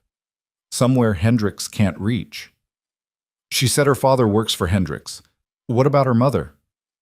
"Dead, according to Emma. She's got an aunt in Nevada, but no way to contact her safely." Margaret drummed her fingers on the table, thinking. Then an idea struck her. What if we made this public? Really public. Not just the ranchers, everyone. If enough people know Emma's story, know what Hendricks did, he can't make her disappear without proving every word of it true. How do we do that? The newspaper in Fresno. We take Emma there, have her tell her story to a reporter. Once it's in print, Hendricks can't suppress it. Caleb frowned. He could claim she's lying, say we coached her. He could, Margaret agreed, but her injuries aren't lies. The bruises, the split lip, the cracked ribs, a doctor could document all of it. Medical evidence that someone beat her badly, combine that with her testimony and the testimony of everyone who saw her arrive here, and Hendricks has a problem. He also has money and connections. He could pay the newspaper not to run the story. Maybe the one in Fresno, but what about Sacramento, San Francisco? We send the story to multiple papers, make copies of the medical report, get it into enough hands that he can't buy everyone's silence. Caleb stared at her. You've thought about this. I've had 3 years of nothing but time to think, Margaret said. Thomas controlled me through isolation and silence. He made sure I had no voice, no way to tell anyone what was happening. I won't let that happen to Emma, or anyone else. This could backfire, Caleb warned. Could make Hendricks even more dangerous. Or it could expose him for what he is. Either way, Emma deserves her truth to be heard. They discussed it through the night, refining the plan, considering angles and obstacles. By morning, they had a strategy. It was risky and relied on several things going right, but it was better than just waiting for Hendricks's next move. Emma was terrified when they explained it to her, but also determined. If my story can help other women, she said, her voice shaking but firm, then I'll tell it. I'll tell everyone. They made the trip to Fresno 3 days later with Margaret and Emma in the wagon and Caleb riding alongside with his rifle across his lap.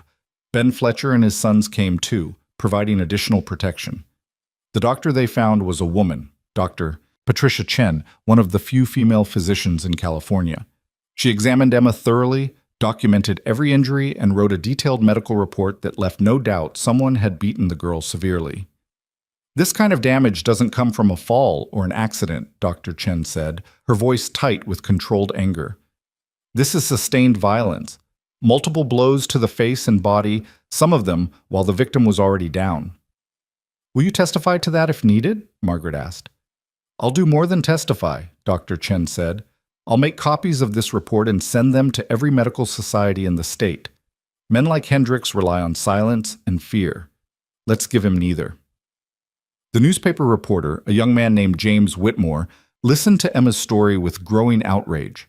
He took extensive notes, asked pointed questions, and treated Emma with a respect Margaret suspected was rare for young women in her position.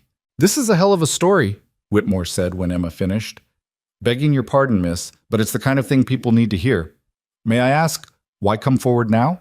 Why not report this to the sheriff immediately? Emma glanced at Margaret, who nodded encouragingly. Because the sheriff works for Hendricks, Emma said clearly.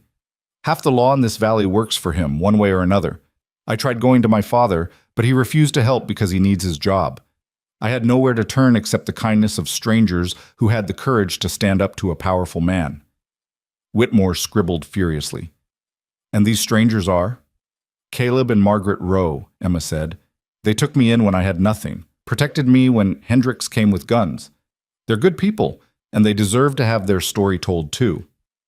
The article ran 3 days later, front page of the Fresno paper with a headline that read, local land baron accused of assault and false imprisonment. It included Emma's full account, the medical report, and interviews with several of the ranchers who'd witnessed Hendrix's attempt to reclaim Emma by force. Margaret bought 6 copies and mailed them to papers in Sacramento, San Francisco, and Los Angeles with cover letters explaining the situation. 2 of them picked up the story. Within a week, half the state knew Marcus Hendrix's name, and none of it was flattering. Hendrix responded exactly as Margaret expected, with fury and legal threats. He sued the newspapers for libel, sued Dr. Chen for breaking patient confidentiality, and sued the Rose for harboring a fugitive from justice. None of it stuck. The newspapers had published truth backed by evidence. Dr. Chen had Emma's written permission, and Emma wasn't a fugitive, she was a victim seeking refuge. What Hendrix didn't expect was the public backlash. Women's groups took up Emma's cause. Churches preached against men who abused their power. Other victims started coming forward with their own stories about Hendrix and his associates. The consortium he represented quietly distanced itself. His political connections went silent. The sheriff who'd been in his pocket suddenly couldn't remember ever knowing the man. Marcus Hendrix, who'd terrorized the valley for years, was suddenly toxic. It took 6 weeks for the full collapse. His creditors, sensing weakness, called in his debts. His business partners pulled out of joint ventures. His hired men found employment elsewhere. By late November, Hendrix was broken, and being investigated by a territorial judge who'd read about the case and decided it warranted official attention. The last Margaret heard, he'd left California entirely, fleeing ahead of formal charges. Emma stayed with them through all of it, helping around the ranch and slowly healing. She was different from the terrified girl who'd stumbled into their yard. Stronger, more confident, more willing to trust her own judgment. "I want to be like you," she told Margaret one evening as they worked together preparing dinner. "I want to be someone who doesn't back down." "You already are," Margaret said. "You fought back when Hendrix attacked you. You ran when you had the chance. You told your story even though you were terrified. That's not weakness, Emma. That's incredible strength." "But I was so scared." "Being scared and doing it anyway is what courage is," Margaret interrupted. "Brave isn't the absence of fear. It's being afraid and refusing to let that stop you." Emma absorbed this, then smiled slightly. "Is that what you did? When you stood on that auction block?" Margaret thought back to that day, to the humiliation and despair, and the small, stubborn part of her that had refused to completely break. "Yes," she said. "I was terrified, but I was also angry. And eventually, angry became stronger than scared." "Will that happen to me?" "It already is," Margaret assured her. "Give it time." In December, Emma's aunt finally responded to the letters they'd sent. She was coming to California to collect Emma and bring her back to Nevada, where she ran a boarding house and could always use help. Emma cried when she told Margaret she was leaving, but they were tears of relief more than sadness. "You saved my life," she said, hugging Margaret fiercely. "I'll never forget that." "You saved your own life," Margaret corrected. "We just gave you a safe place to stand while you did it." On the day Emma left, the whole valley seemed to come by to wish her well. Women brought gifts, clothes, food for the journey, small tokens of affection. Men tipped their hats respectfully. Even people who'd previously been too scared to cross Hendrix found their courage now that he was gone. "You did this," Caleb said quietly to Margaret as they watched Emma's wagon disappear down the road. "You changed everything." "We did this," Margaret corrected. "All of us together." Caleb turned to her, taking both her hands in his. "I meant what I said before, about marrying you. The proposal still stands, if you'll have me." Margaret looked up at this man who'd taken a chance on her when no one else would, who'd stood beside her through fires and threats and impossible odds, who saw her not as a burden or a convenience, but as a partner worth keeping. "Yes," she said. "Yes, I'll marry you, Caleb Rowe, on one condition." "What's that?" "We do it soon. I've wasted enough of my life waiting for the right moment. I'd like to actually live the time I have left." Caleb smiled, that rare, genuine smile that transformed his whole face. "How about next week?" "Perfect," Margaret said, and kissed him right there in the yard, not caring who might see or what they might say. She was done caring about that. done living her life according to other people's rules and judgments. She was 56 years old, marrying a man half her age, and she'd never been happier. Let the world make of that what it would. They were married on a crisp December morning with half the valley in attendance. Margaret wore Sarah's wedding dress, altered to fit her shorter frame, and carried wildflowers that somehow still bloomed despite the cold. Caleb wore his only suit, brushed clean and pressed with an iron heated on the stove, looking more nervous than Margaret had ever seen him. The ceremony took place on the porch of the ranch house they'd fought so hard to keep. Ben Fletcher's wife had insisted on baking a cake, and the other ranch women had brought enough food to feed twice the number of guests. It was simple and honest, and nothing like the grand affair Margaret's first wedding had been 40 years earlier. It was perfect. "Do you, Margaret Ellis, take this man to be your husband?" the circuit preacher asked. He was an old man who'd known hard times himself and didn't bat an eye at the age difference. "I do," Margaret said clearly, her voice carrying across the assembled crowd. "And do you, Caleb Rowe, take this woman to be your wife?" "I do," Caleb said, his eyes never leaving Margaret's face. "Then by the authority vested in me, I pronounce you husband and wife. Son, you may kiss your bride." Caleb did, and the crowd erupted in cheers and applause. Margaret felt tears on her cheeks but couldn't stop smiling.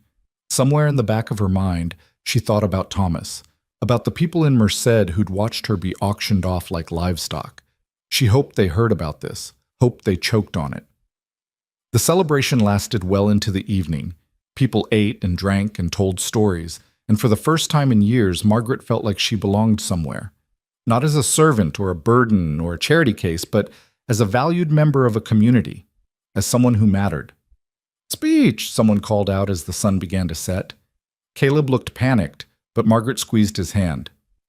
"Together," she whispered. They stood up, and the crowd quieted. Caleb cleared his throat awkwardly. "I'm not much for speeches," he began, "but I want to thank you all for being here, for standing with us when things got hard, for proving that there's still such a thing as community, as looking out for each other." He paused, then continued. "When Sarah died, I thought my life was over, thought the best parts were behind me, and all that was left was just going through the motions until I died too. Then I met Margaret, and she showed me I was wrong, showed me that life doesn't end just because it gets hard, that there's always a reason to keep fighting, keep trying, keep hoping." He turned to Margaret, his voice roughening with emotion. "You saved me, Margaret Rowe. In every way a person can be saved, and I promise I'll spend the rest of my life being worthy of that." Margaret felt her throat close up. She'd never been good with public speaking, but these people deserved to hear her truth.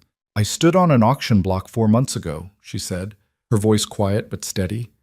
"I was told I was worthless, too old to matter, a burden nobody wanted, and I believed it, at least a little bit. I thought maybe they were right, maybe I really was used up and finished." She looked around at the faces watching her, friends now, people who'd risked their own safety to stand with her. "But Caleb gave me a choice that day.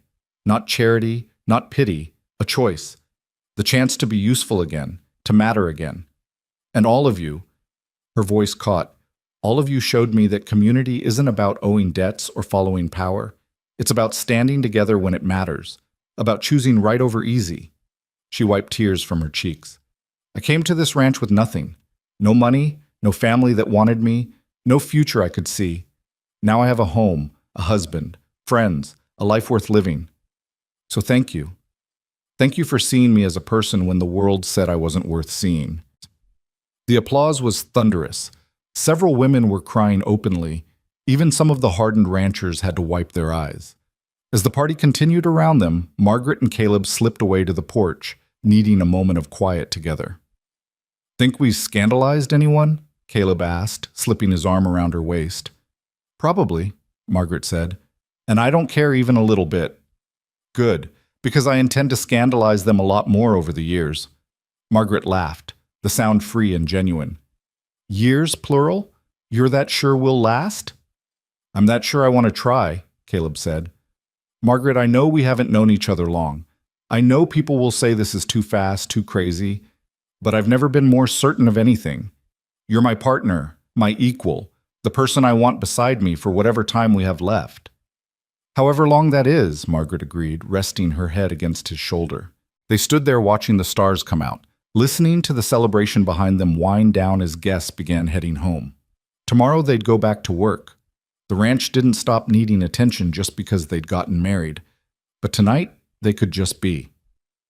The winter was mild that year, which was fortunate because January brought news that changed everything again. Dr. Patricia Chen arrived at the ranch unannounced on a gray morning, her medical bag in hand and an expression Margaret couldn't quite read on her face. "Mrs. Rowe," she said formally, "I hope I'm not intruding, but I needed to speak with you about a medical matter." Margaret's first thought was that something was wrong with Emma, but Dr. Chen quickly dispelled that. "Your young friend is fine. Thriving, from what I hear. This is about you." "Me? I'm not sick." "No," Dr. Chen agreed. "But when you brought Emma to see me, I noticed certain signs I'm trained to recognize. With your permission, I'd like to examine you." Margaret felt a flutter of anxiety. "What kind of signs?" "The kind that suggest you might be with child." The words hung in the air like something impossible. Margaret stared at Dr. Chen, certain she'd misheard. "That's not possible," she said flatly. "I'm 56 years old. Women my age they can't." "It's rare," Dr. Chen acknowledged. "Very rare, but not impossible. I've seen it twice before in my practice. Women who believed they were past childbearing age suddenly finding themselves pregnant. May I examine you?" Margaret felt like the ground had shifted beneath her feet. Pregnant? At her age? It was absurd, impossible, terrifying. And yet, she thought about the nausea she'd been experiencing for weeks, which she'd attributed to stress, the exhaustion that seemed heavier than usual, the changes in her body she'd dismissed as normal aging. "All right," she heard herself say. "Examine me." 20 minutes later, Dr. Chen confirmed what Margaret had already started to suspect deep in her bones. "You're approximately 3 months along," the doctor said gently. "Based on the examination, I'd estimate the baby will come in late May or early June." Margaret sat down heavily, her mind reeling. A baby. At 56, after believing that part of her life was decades behind her. "Is it—" She had to stop, swallow hard. "Is it safe? At my age?" Dr. Chen was quiet for a moment, her expression serious. "I won't lie to you, Margaret. Pregnancy at your age carries risks. Higher risk of complications, difficult labor, health problems for both you and the child. But I've seen women your age deliver healthy babies. It's possible. It's just not guaranteed. What should I do?" "That's entirely your choice," Dr. Chen said firmly. "But whatever you decide, you should make that decision with full information. I'll support you either way." After the doctor left, Margaret sat alone in the kitchen, her hands pressed against her still flat stomach, trying to process what she'd just learned. A baby. She'd raised 3 children already, buried a husband, survived poverty and humiliation and violence. She was supposed to be done with this part of life. But life, it seemed, had other plans. Caleb found her there an hour later, still sitting motionless at the table.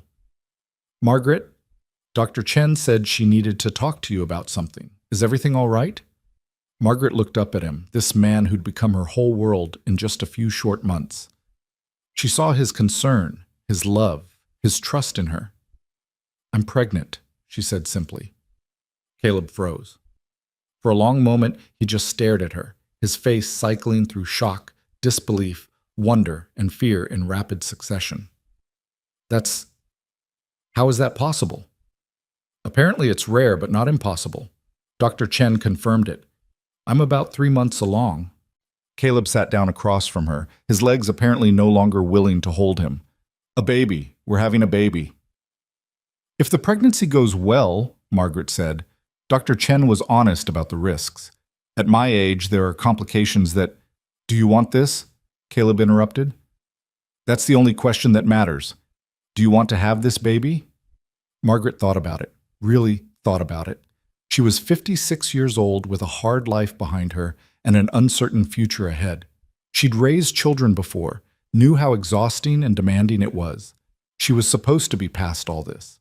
But when she imagined it, a child with Caleb's eyes, a new life built from their impossible love, something fierce and protective rose up in her chest. Yes, she said. I know it's crazy. I know all the reasons it's a terrible idea, but yes, I want this. If you do.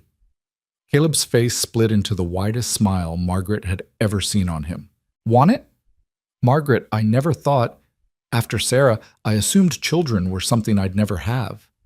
This is a gift. A miracle. A terrifying miracle, Margaret said, but she was smiling too. What are people going to say? That we're either blessed or insane. Probably both, Caleb laughed. Let them say whatever they want. We're having a baby, Margaret. Our baby. He pulled her into his arms, and Margaret let herself be held, let herself feel the joy and terror and wonder all mixed together. This wasn't how she'd expected her life to go. This wasn't the quiet, peaceful ending she'd resigned herself to. This was so much better. The pregnancy was not easy. Margaret's body, which had carried 3 children decades ago, protested this new burden. She was sick constantly through the 4th month, exhausted beyond anything she'd experienced before. Her back ached, her feet swelled, and every minor discomfort was magnified by the knowledge that she was attempting something most women her age wouldn't survive. But she was stubborn and determined and absolutely refusing to let fear win. Dr. Chen visited monthly, monitoring Margaret's health and the baby's development. Each visit brought new concerns and new reassurances in equal measure. The baby was growing well. Margaret's heart was strong. The risk remained high, but they were managing it. Word of the pregnancy spread through the valley like wildfire. The reactions were predictable: shock, judgment, concern, and in some quarters, barely concealed disgust that a woman Margaret's age would dare to carry a child. Margaret ignored it all. She'd learned that lesson well by now.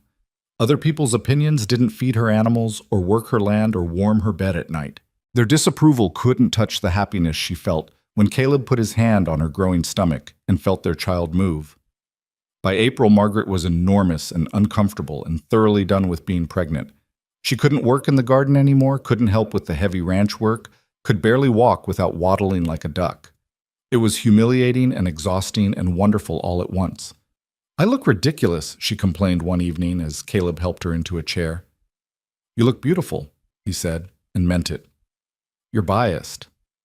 Absolutely, Caleb agreed. Also right. Emma visited in May, traveling from Nevada specifically to be there for the birth. She'd filled out in the months away, her face free of bruises and full of confidence. Working with her aunt had been good for her. I had to come, she told Margaret. You were there when I needed you. I want to be here for you too. You don't have to. I know I don't have to, Emma interrupted. I want to. Besides, someone needs to keep you from working yourself to death while you're carrying that baby. I'm not working that hard. You reorganized the entire pantry yesterday, Emma said flatly, while 7 months pregnant. That's insane. It needed doing. It needed doing by someone who isn't about to give birth, Emma countered. Now sit down, put your feet up, and let me handle things for a while. Having Emma there was a blessing. She took over the household tasks Margaret could no longer manage, helped Caleb with the lighter ranch work, and provided company during the long, anxious wait for labor to begin. It started on a June morning when the sky was the color of old silver and the air smelled like rain. Margaret woke to pain that took her breath away and knew immediately what it meant. Caleb, she gasped, it's time. What followed was the longest day of Margaret's life. The pain was worse than she remembered from her previous births, or maybe she'd just forgotten how bad it was. Dr. Chen arrived within an hour, took one look at Margaret, and settled in for what she clearly expected to be a difficult labor. You're doing fine, she kept saying, which Margaret knew was a lie but appreciated anyway. Hours passed, the pain came in waves that threatened to drown her. Margaret screamed, cried, cursed, and begged for it to be over. Emma held one hand, Caleb the other, both of them looking terrified but trying to hide it. I can't, Margaret gasped during a particularly brutal contraction. I can't do this. I'm too old. I'm too tired. You can, Dr. Chen said firmly. You've survived everything life has thrown at you. You can survive this too. I don't want to just survive, Margaret sobbed. I want to live. I want to meet my baby. Then push, Dr. Chen commanded. Push and meet your child. Margaret pushed. pushed until she thought she'd break apart, pushed through pain that felt like dying, pushed until Dr. Chen shouted, "I can see the head!" One more push, one more impossible effort from a body that had nothing left to give, and then a baby's cry split the air. "It's a girl," Dr. Chen said, her voice thick with emotion as she placed the squalling, red-faced infant on Margaret's chest. "You have a daughter." Margaret looked down at the tiny, perfect creature in her arms and felt her entire world reorganize itself around this new center. She thought she knew what love was, thought she understood the depth of feeling a parent could have for a child. She'd been wrong. This was different. This was love stripped down to its most primal form, fierce and protective and absolutely overwhelming. "Hello, little one," she whispered, tears streaming down her face. "I'm your mama. I know I'm old, and I know I'm not perfect, but I promise I'll love you with everything I have." Caleb was crying too, his hand gentle on his daughter's tiny head. "She's perfect. Margaret, she's absolutely perfect. Sarah," Margaret said suddenly, "we should name her Sarah, after your first wife, the woman who would have loved her." Caleb looked at her, his expression a mixture of grief and gratitude. "Are you sure?" "I'm sure. Sarah Rowe. A name that honors the past and hopes for the future." Dr. Chen finished her work efficiently, checking Margaret over with the thoroughness of someone who'd been worried about exactly this scenario. Finally, she sat back with a satisfied nod. "You're both healthy," she announced. "Exhausted and battered, but healthy. Margaret, you just did something remarkable. You should be proud." "I'm just glad it's over," Margaret admitted.